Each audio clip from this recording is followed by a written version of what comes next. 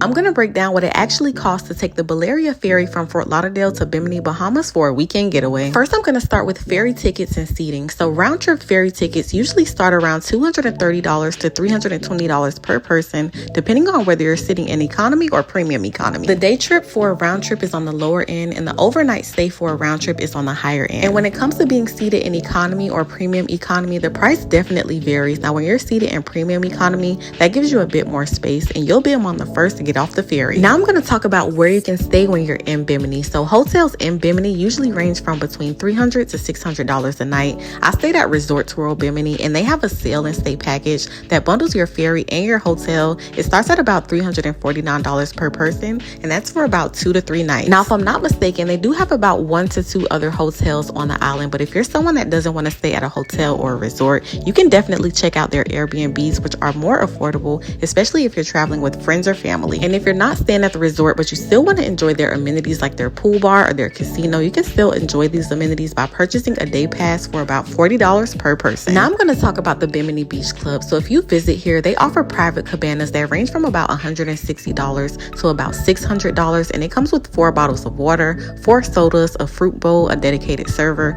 and bottle service is also available. Now the price of the cabana definitely depends on where you want to be placed. You can get a cabana that's placed poolside or that's placed oceanside, but the best part is you don't have to get a cabana to enjoy the space. There's literally so much space on this beach club to where you can sit on the beach beds or the beach chairs, and you can simply order drinks, and they also have a restaurant on the property. Now we're going to talk about food in Bimini. Now I ate at a lot of local restaurants, and things really add up quickly. Now I traveled with a family of 3, and we spent around $200 to $300 a day on food and drinks alone, especially at a place like the beach club. Now when I travel internationally, I love to go to the local restaurants and try their local food and drinks. Now when it comes to the Bahamas, they do import a lot of things, so that's why their prices are a bit expensive. And lastly is the golf cart rental. Now when it comes to getting around, most people rent golf carts. Now there's a section at Fisherman Village where you can rent directly from the locals, and yes, you can negotiate the price. The lowest I paid was about $70 for the day, but this time around I got my golf cart through my hotel. So depending on how you travel, you can expect to pay about $600 per person per day,